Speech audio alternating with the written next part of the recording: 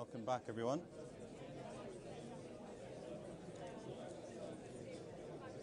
If everyone could just take their seats, and we'll be ready to go.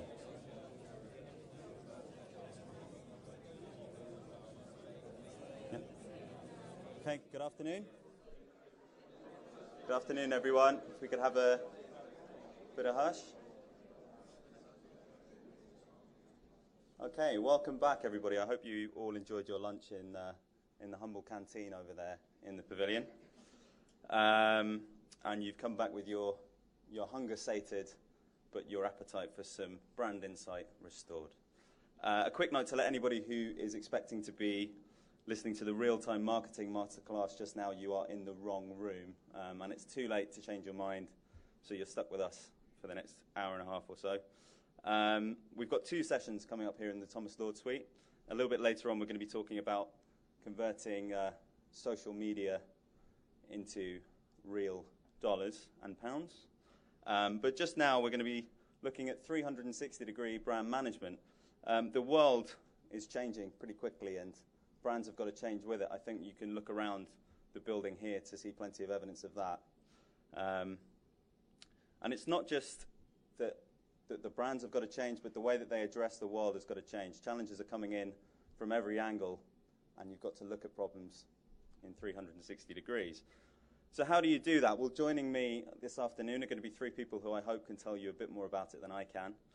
Chris Lightfoot is the founder of Whitestone International, which since 2000 has focused on developing brands as holistic commercial entities and improving the sporting experience. Chris has worked with a number of leading businesses and bodies in sport, including the ECB, just around the corner here, Manchester City, the IAAF, Adidas, and FIFA.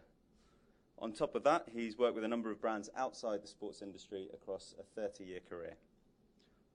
Tove Okunniwa is the Chief Executive of Havas Sports and Entertainment UK, which she joined earlier this year, where she is responsible for a team of 30 and looks after accounts including Barclays, Coca-Cola, and the FA. Before that, she worked on both sides of the brand and agency line, with 7 years at MEC Access UK and a spell as head of marketing at BBC Sport. And our third panelist is Jeremy Edwards, the founder and content director at Activative.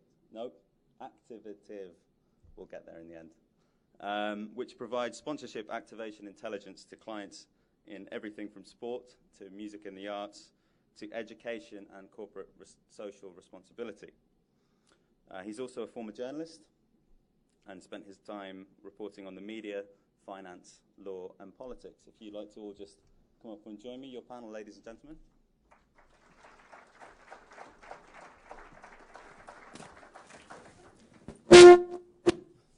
Welcome to you all. I hope you've had a good afternoon. Thank you. It's been great. Thanks. Right, just to get us started, it's the question that I wanted to ask pretty much as soon as I was asked to moderate this panel. What do we mean when we talk about 360-degree management? I know, we've upset W.G. Grace, I think. To me, in the way that we talk about it, is we say that value comes from every touch point, good or bad. So 360 degrees needs to work horizontally and vertically. So we talk about strategic thinking, we talk about branding and experience, we talk about marketing, and we talk about sales. And at some point, if that works horizontally, you've got to structure and ensure that every single touch point is achieving its goals. So 360 to us is that by the time you get to sales, you've got to look at how that is affecting the overall brand reputation, which in theory is a big component of driving sales. So you get that complete loop, in our view, is the way we talk about it. So the bottom line needs to hit the top line, but the top line needs to affect the bottom line. And you need to understand all the different structures through that and what their purpose is to ensure that you're also applying the right resources in the right places. Because a lot of people will confuse marketing with sales, or confuse branding with brand, or confuse strategy with execution. And I think if we get those layers in correct order, then that's what we mean by 360-degree management of a brand. Tove, what's your take? So my take on it would be much more about a holistic experience of a brand for the consumers and the other stakeholders that are exposed to it. I think in days gone by, there were individual channels that were used to communicate almost at the recipient. And what we've now got into, and something from my perspective which I think is entirely positive, is something that is much more organic and holistic in people's experiences of brands. So I think we've now realised that the touch points that people interact with don't operate in isolation, that everything comes together to form the view of and the perception of a brand that any stakeholder would take from it. And that, for me, how you manage that communication process is probably my first thought about 360-degree brand management. Now, Jeremy, with Activative, you're working in a slightly different space. If you could just explain that to us, you're kind of working between the brand and the agency space. That's right. So, I mean, a lot of the work that we do is on the kind of research and consultancy side. So, answering your first question, what it means to me is two things. It means what are the things how we advise our clients in terms of their 360-degree brand management, but also it means internally how do we ensure that we take a complete holistic approach to managing our relationships with our clients. Mm-hmm. So I guess there's two kind of big sides to this issue and topic. So I mean, at the core of this is at the core of this, I suppose, it comes down to communication, both internally in the your targets, your goals, and what you're trying to communicate to people who you're trying ultimately to reach. Yeah, absolutely. If you look at a brand, and I think the important thing is we've been talking about brands, and traditionally within sports, there's a lot of people associate the word with brand meaning sponsor, or they associate the word brand meaning a logo, as opposed to what we're talking about, I suppose, and perhaps everyone here as well, is on the stock market, a listed company, a good percentage of its value will be in goodwill. A good percentage of that is in intangibles. So strip out all patents, trademarks, and everything else. And what that is an issue of confidence. Now, it was said earlier that a brand is, and this is something we use a lot, is a brand is a promise delivered. And so what we're talking about within the context of where you're going is that understanding a brand from a perspective as being that sports brands, as in rights holders, need to start to work with their brand to start to match those of rights or potential rights owners or existing rights owners, means that that is where the true match can really happen from a B2B point of view. And so the brand in itself has a huge role in working towards internal efficiencies, because it effectively focuses activity internally into a single or very clearly defined narrative, which then everyone can get creative around and deliver through so many platforms. To the consumer or to the fan, a brand is that promise. What value is it to me? Why buy Adidas versus Nike? Which one has the greater value to you from a personal point of view? Similarly, cars, similarly, cosmetics, similarly, so many things we buy is not just based on function and price and availability. It's based on what it means to me on an emotional level. So you end up with this triangle whereby the consumer gets something out of brand, which is the experience as a whole, and you can manage that by understanding what you believe you should be delivering. And a lot of this morning was talking about understanding consumers. Partners get it because that's what they're looking for, is brand association. They're not just looking for a distribution model. And we must face the fact that the top 5 sports and the top 5 in the top 5 sports, life will always be good. The vast majority of us competing at a much lower level. And actually the brand becomes a very powerful asset through which you can go out to market instead of having to push money into everything else. Mm-hmm. Now, it's a key point of attraction for consumers and partners. Mm-hmm. No, I mean, when it comes to sport, there's obviously, you've touched on that just now, there's a lot more to it. There's kind of, it's not just the product that you're picking off a shelf. There's a whole lifestyle around it. There's a whole experience around it. Has sport learned lessons from other sectors in that respect? When you look to things like music in particular or entertainment, where there's the live aspect, there's the aspect where you're a follower, there's the aspect where it bleeds into other areas of your lifestyle. Absolutely. I think sport, there's a lot of sophisticated people within sport with great business minds, but I think the industry as a whole is only beginning to wake up to what general commerce has been working with for the last 30 years, in terms of we need to learn from the brands and bring in that experience and capability to ensure that we work off the same metrics. But the great thing that sports has is the one thing that brands are desperate for, which is that deep emotional connection, which fundamentally is what a brand, is around. Mm-hmm. I think they're putting the two things together, where you have sporting events, properties, etc., that have got almost an embarrassment of riches in terms of engagement points with consumers in particular, with a really sophisticated understanding of how to build brands, how to maintain brands, that some of the sponsors bring to the partnerships that we all put together. I think when you get those two things working really well together and symbiotically, then you can create things that are really powerful, both in terms of how it's communicated outwardly to consumers, but actually behind the scenes, and how the two organisations work together and how they learn from one another to make the whole experience better for everybody involved. Mm-hmm. That's right, Jeremy.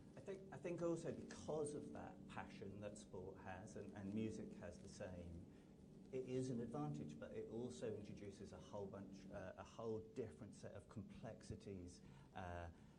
Because because the fans and the consumers are so engaged, everybody feels their own personal relationship and have their own perspective on what that brand stands for and what that brand means. And therefore, unlike if you are the brand manager of Procter & Gamble, where you are leading the way, in a sense, into what your brand stands for and how it develops, it's a much more contextualized and delicate subject about how you deal with the brand of a sports team or a rock band, etc. Mm-hmm. I mean, one of the things is that anybody discussing their sports team in particular would be quite resistant to it being described as a brand, or might be quite resistant to it being described as a brand. I mean, is the whole relationship between the corporate side of it and that emotional side of it something that you have to be aware of as well? From my perspective, yes, but I think it's one of those things where defining a brand, determining a brand, I think you're right, whether you actually bring fans' opinion into that informative process of building a brand rather than necessarily dictating how a brand should be in the marketplace, it's a business activity. Every brand does it, but they don't go putting it in your face and telling you about it. It's a case of you need to align ideally and work with your partners, as you're saying, everyone internally, to push a really powerful narrative. And what we're talking about here is something which goes beyond the field of play. What happens on the field of play is altogether a different matter, but actually, performance off the field of play is just as important, and in the business side of things. And I think, therefore, if that's an internal business driver, it's not something you go and shove in the fan's face. And I think we can probably cite a number of examples where these changes, or otherwise people saying what and who we are, determined in a way that doesn't integrate fans, and you can see the backlash in so many cases for that. And talk about multi-stakeholder world, which the sports business is. Fans with an absolute vested interest will vote with their feet as well. I think it's that old marketing adage of you have a brand whether you like it or not. You just take that view as to whether you're going to manage it or how you're going to manage it. So I think also in this day and age we work within a very sophisticated market where the vast majority of fans and consumers and people who are involved in spectating sport, they are very brand savvy. They deal with brands, hundreds and hundreds of brands on a daily basis in every aspect of their lives, and they see things that are incongruent, so it makes it all the more important for those of us who are involved in these type of communications, I suppose, to manage the brands and the communications most carefully, within areas where we know people are passionate and care deeply about what these entities are and the brands that go with them. It does, I think, as you said, make it much more important that you get it absolutely right, because the downside of getting it wrong can be absolutely catastrophic, as we've seen on a number of And the current occasions. environment have made it much harder because there's so much fragmentation. It used to be the case that you can manage your brand and you had a set of 10 things to do. You know, what did the packaging look like? What was the umbrella message? What were the TV ads like? What were the print ads like? What was outdoor? What were events like? Now you're managing across literally hundreds of platforms and channels, and you're getting so much more feedback and power in the direction from the consumer, from the fan. So it's a much more complex and constantly moving and changing concept. Okay, well let's. I think that's a good point to move from kind of the ethereal to the practical. And looking particularly to you guys who are working in the agency space. First of all, what does a third-party agency offer to a brand in terms of managing that brand in the public eye? From my perspective, it usually and should bring in a specialist expertise for starters. We often say that within our clients and within the people we work for, and frankly generally, that most people have in component terms what they need to build a brand with. It's like it's all in the top drawer, but the top drawer is a hell of a mess. And it just needs to be, a lot of it is just about reorganization. Sometimes as you go upscale, it can involve very small things can have very big consequences. So it's the agency's role to understand the law of consequences in terms of working with a strategy, aligning that to a business plan. So I think they should bring in external expertise in as much as anything, wood for trees and being blinded by passion. I think this is the thing we see in sport an awful lot is, and I guess we can suffer from that as an agency as well about our own product, but it's very easy to get blinded by the passion of your own business in front of you and forget that there's a world out there that consumes you completely within their own judgment criteria, not yours. And however passionate you might be, that doesn't necessarily make for a good series of activities to translate that into market connection and emotional connections in the market space. So I think, yes, they bring in expertise, they bring a gene pool, different type of thinking, but they must bring some form of specialism, I think, specialist capability that you wouldn't use every day, but it's useful to have. I think that's absolutely it. It has to be a specialist, a specialism which adds more value than you can do within your own organisation. I think you always, as an agency, have to be incredibly mindful that you are bringing inspiration, support, challenge, all of the elements, I suppose, that an objective view, though an informed objective view, can bring to that relationship. For my part, I believe passionately that you have to work in total partnership with your clients, that you have to form a relationship which is close, that you trust each other, that you share information, and that you start a journey together with a common goal, and everybody throws everything into the pot to that end.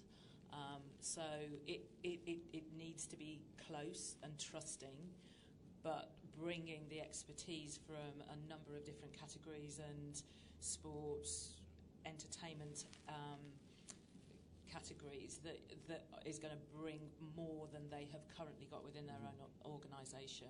Now, how early and how deep, sorry before I bring Jeremy in, how early and how deep do you think that partnership should go? Is it a case of the brand developing a vision of what it is and then bringing in an agency to execute that, or is it a question of the agency coming in to help fashion that idea first? I think it can be completely different depending on which brands you're working with. I mean, some brands are very well developed, very sophisticated, have got brand visions, brand keys in place, which they work with both on a local market basis, but quite often globally. And those things are developed not necessarily by the team that you're working with, and those are given.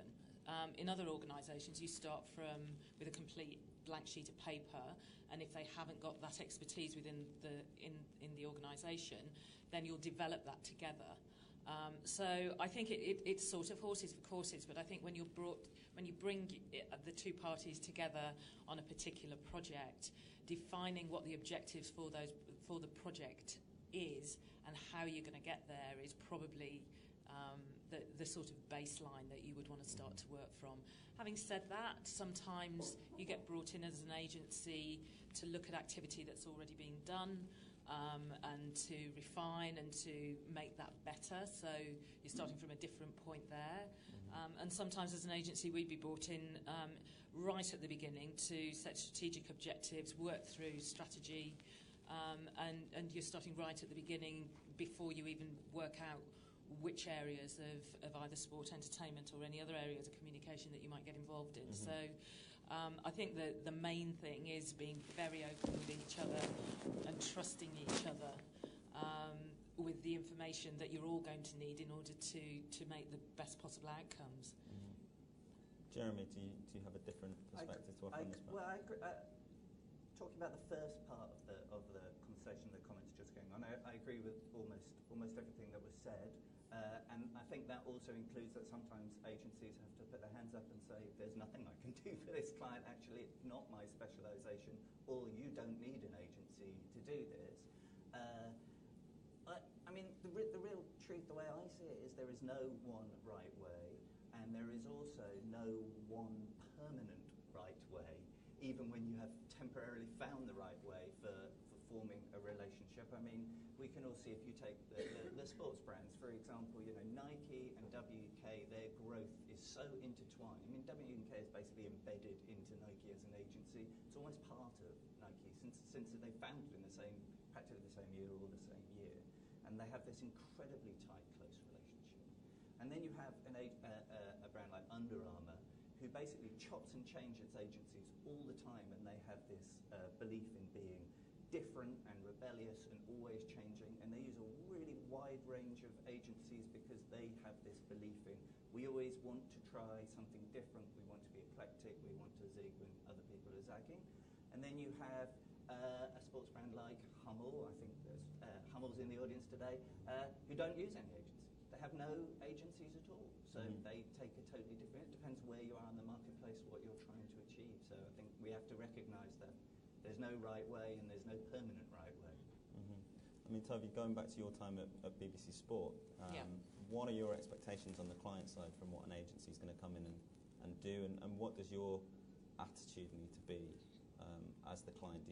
How open-minded do you need to be, and how willing do you need to be to stick up for what you perceive to be your strengths and your way of doing things? So,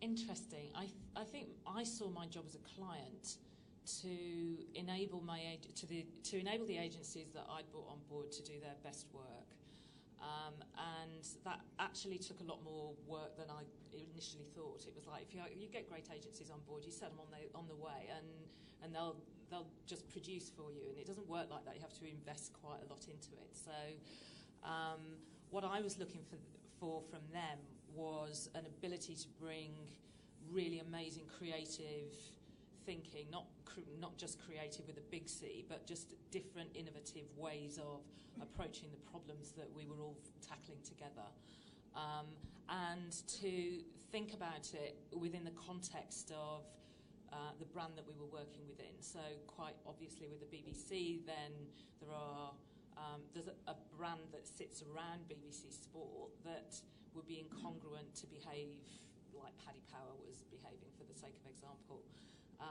So it was bring me different things, bring me amazing thinking, but with a sense of what is going to be doable for a brand. What can we actually make work for us, and what is going to be the most effective and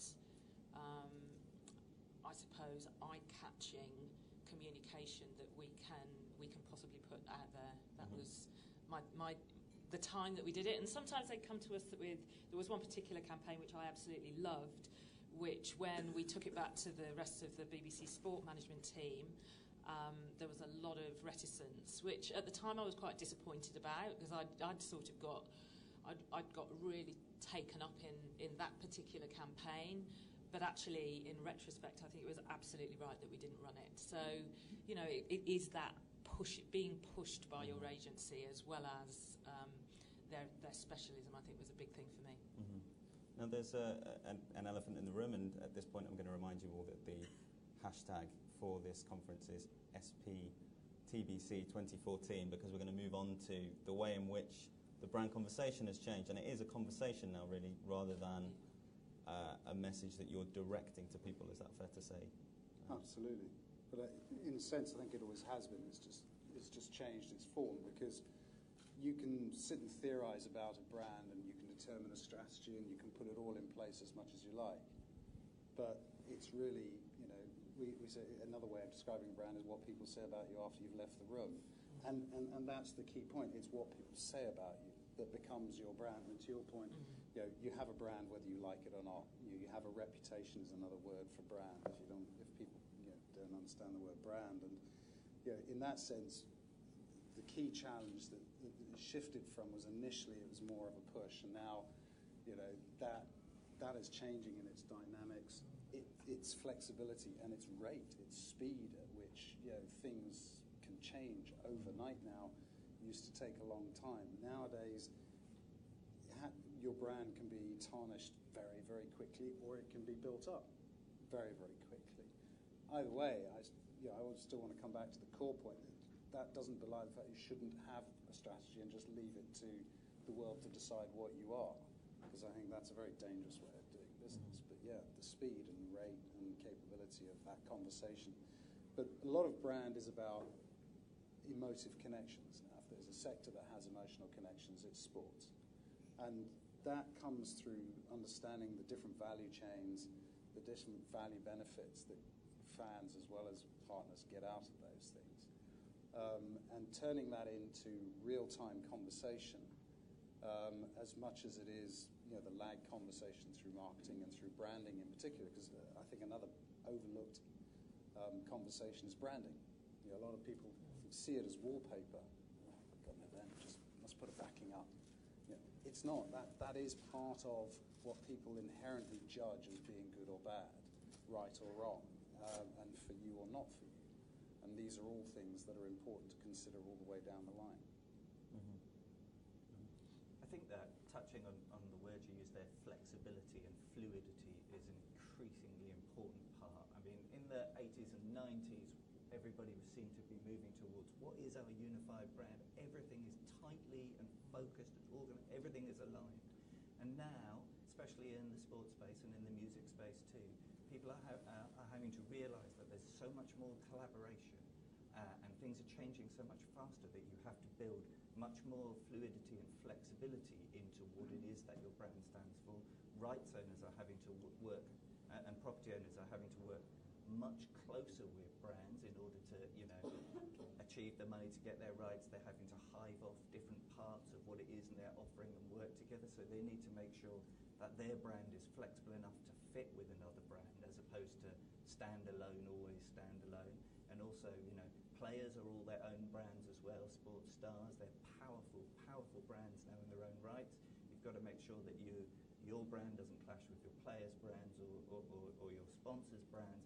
And, dare I say it, you know, fans, consumers are kind of brands themselves as well now, and they're a core part of the mix. So, whereas in the 80s, everything was about singularity now and permanence, now it's much more about flexibility and fluidity about how you organise and structure your brand. And I think actually looking at from a pure brand perspective at social media, it was a real move for very many consumer brands to almost let go of how their brand was being evolved via that communication. So via shared media, owned media, it meant that consumers had got a voice that then started to have an impact on how the brand was viewed. So it came from both sides. I think actually the sports world had been dealing with that for a long time. I think the fans of sporting events and of clubs have for a long time almost been the custodian of the brand and would feed that back up into the administration, if you like. in a way that hadn't happened actually within the consumer world, and it came as a hell of a shock to a lot of brands who felt that they had control over what people thought about them, they had control over the message. And when that started to become much more of a flexible, holistic, evolving, fast-moving way of their brand being owned really by other people, I think that was where the shift really started, and we're really in that world now where I think most brands are more comfortable, are very comfortable with being in that space, and actually a lot of how their brand is perceived is how they respond in that space and how they deal with the conversation as much as a one-dimensional message. Mm-hmm. Yeah, and are there different expectations and different challenges in that respect for brands that were purely sporting bodies before, and for sponsors and other organisations that are getting involved in sport through partnerships? Yeah, I want to come back to what was said. I think this, to that point, and also to carry that through, I think how do you respond to this notion of ownership by your shareholders or your stakeholders, which large components of which are your fans? And obviously I'm coming here from a rights holder point of view. I think it's very different from a rights owner point of view. They do meet and overlap significantly, but if you're a rights holder, then building your brand, and your brand is, as I say, a promise, which in itself is a narrative or a conversation that you're making out into the marketplace, and then making sure that you deliver that. Control and flexibility, we all want to control our businesses, but I think, to your point, having that bravery to put it out there, but also, it's not always about, as we saw earlier with Adidas, it's not always about knee-jerk reaction to a situation either. You can't just bounce back off every bad bit of publicity, or if a conversation goes slightly wrong. But it is that sort of first engage brain, then engage mouth type thinking that you need to apply to today's media, instead of first engage brain, mouth, then think about it afterwards. And I think it's really, really important that if you there's more pressure on that in the real-time world than has ever been said before. Yeah, I mean, as agencies, we tend to talk too much, and we do a lot better sometimes, maybe just to sort of think before we speak. But I think there is that notion that really getting the conversation out there and thinking about how that might be responded to, and we could cite numerous examples, which probably wouldn't be best politic here, but where people have just said something that's been thrown back at them, there's been a constant, and the whole thing has snowballed. And this is I think one of the things we've got to be so aware of, is how quickly things can snowball, as opposed to just sort of disappear. So if it's on brand, it keeps to the narrative, to your point, being creative around that core narrative, which allows that flexibility and adaptability. Creativity ultimately becomes the answer in creative language, creative expression, creative experience, one way or another, but it needs to be based on a core narrative. Otherwise, that conversation can take you places you didn't want to go. Another thing I just want to touch on, and then we'll open it up to the floor, is the subject of authenticity. Now, you work, Tove, now with Barclays. Yep. You've already had quite a lot of experience at Havas with Coca-Cola, who are two brands that are involved heavily in sports sponsorship. How do you address an audience that is probably going to have a little bit of a low tolerance for kind of a cloying or an inauthentic message? I think both of those brands are, because they're such long-time sponsors, have a sense of what would add value to the sponsor relationship, and where pushing their own agenda too far is going to be counterproductive for either. So it's certainly not in the short time that I've been with Havas, and certainly in the relationships that I've worked in before, had many sponsors that have come in and really tried to do things that are inappropriate or inauthentic in the sport that they're partnering with, because it sort of defeats the object of going in there in the first instance. Certainly, I think our philosophy is very much about partners going into sport and adding value to both the sport and the administration, or to the fans' experience of that sport. and working with the sport and within the sport in a way that does feel authentic, that does feel like it's the right thing to be doing for that particular brand. I mean, certainly the work that we're doing with Barclays at the moment is very much about their philosophy as an organisation, about doing the right thing, and the spirit of, certainly in the football space that we're working around a concept of the spirit of the game, which is born absolutely out of the values that Barclays have in place as a business. So it feels, we try to make it feel as real as possible to the fans that are getting involved in it. I think if you start to take on that feeling of a sponsor coming in and thinking that they may be the white knight, that they're somehow going to be the saviour of the game, that they're going to bring the fans all sorts of things that they hadn't had before, that that they may or may not want. I think when the focus moves from the passion, the point of passion that the fans are involved in the first instance, onto the sponsor, and the focus moves that a little bit too far, it's that you start to get problems with. I think when sponsors take that step back and look at how they can add genuine value to the partner that they're working with, is when you get better work, and the fans, for the most part, will accept what you're doing and welcome you. I mean, I think we've had sponsors who have behaved in such a great way in this country for such a long time. It's not everybody, but there are really good examples of that, that consumers are really up for it. We don't get too much automatic pushback on a sponsor. It's only if something goes wrong. I think most people involved in watching sport, in being involved in sport, realise the benefit that sponsors bring, and as long as they bring the right attitude and the right collaboration, then they're welcomed for the most part.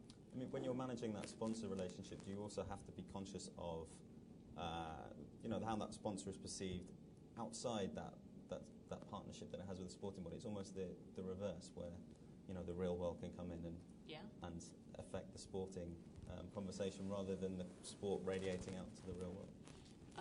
Yes, I think for the most part, sponsors get involved in is particularly the really big sponsors. They get involved for a benefit to their business at the end of the day. And yes, it has. When you step outside of sport and into consumer groups who aren't particularly interested, it has to play in an authentic way with them, as well as the people who are actually involved in the sport. Absolutely. Particularly, I think in sports that can be more contentious. I think with a lot of the Olympic sports, with sponsors that go into smaller sports, it's pretty positive from both sides of the fence there. I think with some of the bigger sports, some of the biggest sponsors and some categories of sponsor, there can be more of a contention about how that is being perceived. There can be more questions around that, and you have to be absolutely solid that you can answer those questions and that you are behaving in the right way for all of the stakeholder groups. I mean, I'd just like to add that I think transparency is really the key to that kind of authentic debate. I mean, we worked with a client who came up front and said, we have no synergies with this property at all, but we love it, so we want to sponsor it. And is that wrong? And I think, that might not be what they teach you at business school or at marketing school, but if you are transparent about that being the fact, they said, we love this, we want to buy this team a player. We don't want to pretend that our business values are shared or anything, we just love being involved with it. And I think if you're transparent, that's fine. We're working with a cycling team at the moment, and they're talking about authenticity, and I think as most people know, in the world of cycling at the moment, the best way to be authentic and real, is to be transparent, because basically it's been a sport that hasn't been transparent for 50 years. I think that's absolutely right. I think for fans, for a sponsor to come in and genuinely say that to them if they mean it, I think they'll accept that more than any other sponsor. They just want somebody who cares about their team or their sport as much as they do. And if you as a sponsor come in and say, yes, I feel that, and it's all an emotional thing for us, then they'll definitely buy that, definitely. Okay. Let's just open up and see if anyone has any questions out in the audience. If you just raise your hands if you have a question. Anyone? Come on, don't be shy. This could be answered. Everything, yeah. Oh, we've got one just at the front here. Thanks. Simon Long. Quick question for all of you on the panel, really. We've heard today a lot of good words about the positive aspects of sports, whether it's emotional engagement or passion or being live and instant. But we're also in an industry where social change is seeing an increasingly obese population and a younger generation that's disconnected from sport and operating in a virtual world of sport. And I just wonder what your view is in the agency position about how we can remain relevant in sport, but also change with the way that the nation and social habit is moving. Ask a massive question, because it's fundamental. You can come at it, in my view, from so many different angles. But if we also see sport as entertainment, you get people engaged. Engagement is the first form, presumably, of getting them involved and active. I also think that it's really hard when you, at that level, if you want to tackle specifically, sport has that capability to transform so many things on so many levels, but to actually deal with some real social challenges, it can do, except I think it's challenged in itself by the fact that it's the grassroots game, which is where that interaction and engagement truly has to happen. And in our experience, that is a really poorly funded area of sport, massively underfunded. Partners and sponsors often are basically some of the biggest contributors to that level of engagement. But it's not considered as a primary business driver. And so I think it lives in a lag world where the sharp end of the business is looking for bigger sponsors, bigger players, better performance, more audiences, eyeballs and ears and all that sort of stuff. And somehow we do this sort of grassroots stuff because it's important somehow, not quite sure. But those who work in it, when you speak to people in grassroots, utterly dedicated, utterly committed, hard-working people. But I don't know the answer, truly speaking. And that's one that needs to be properly looked into. But I do think engaging through education is one of the most, an education of any form into the value of sport.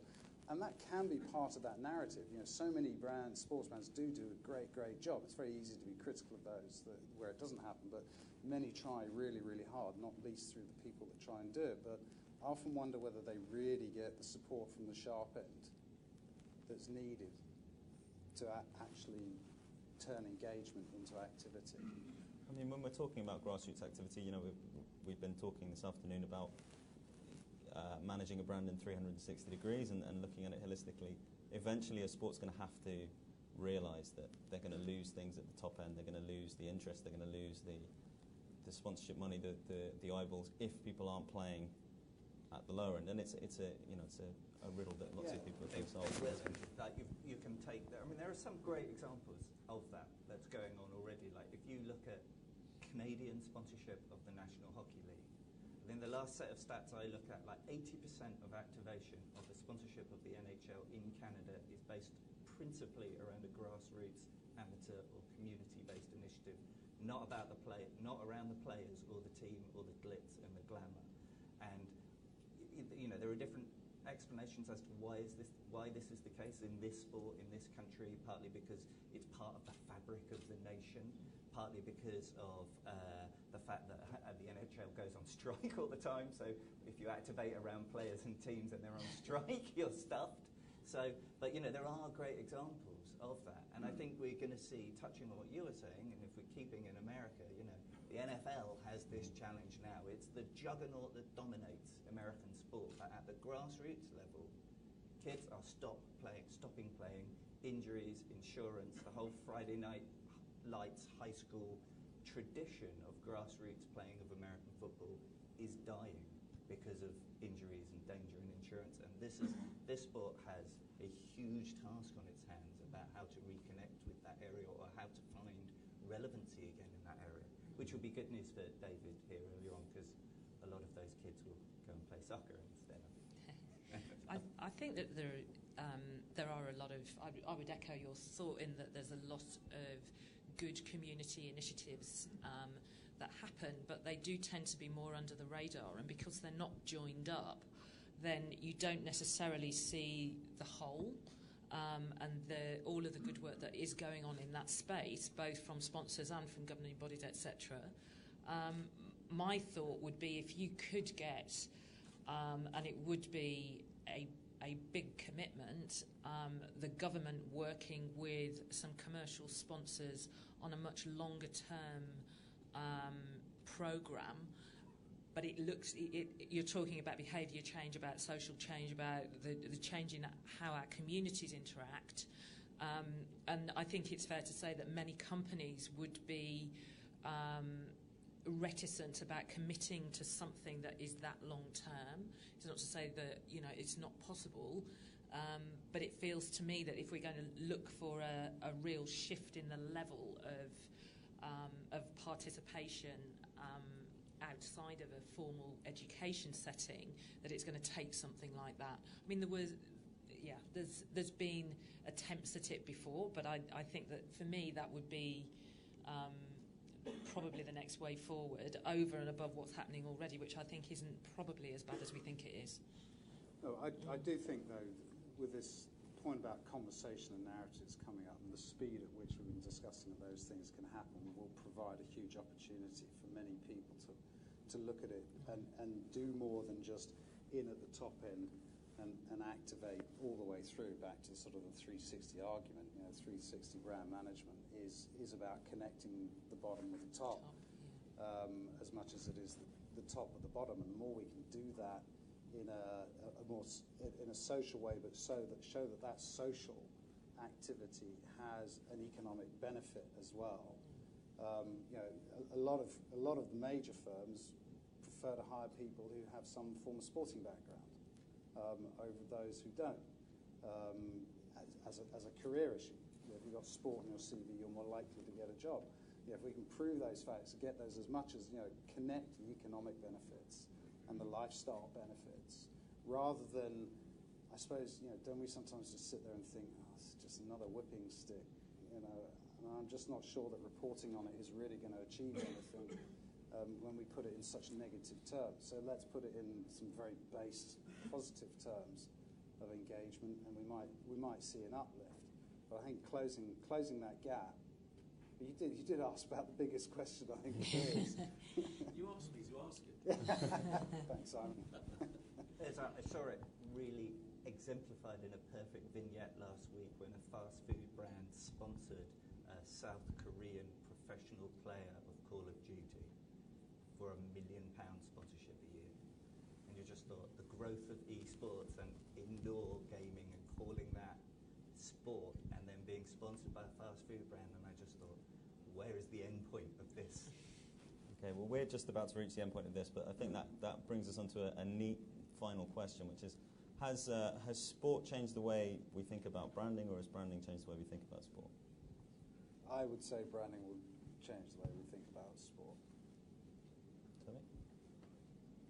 I think there might be a bit of both. I think the brand world has learned from team brands and the level of engagement and passion that they engender as something to aspire to, but certainly the world of sport has certainly learned from the world of branding too. Jeremy? I would agree with that point too. When you think about the long-term culture of football teams, they've had logos, they've had badges, they've had scarves, they've had hats, they've had shirts, all the things that we consider, companies try and do with branding. They've had followers and they've had fans. Exactly. Yeah. Absolutely. Okay, great. Thanks very much to Chris, to Tove, and to Jeremy. Michael Long is about to join us here on stage and just take you through the second half of this afternoon's session. But your panel. Thanks.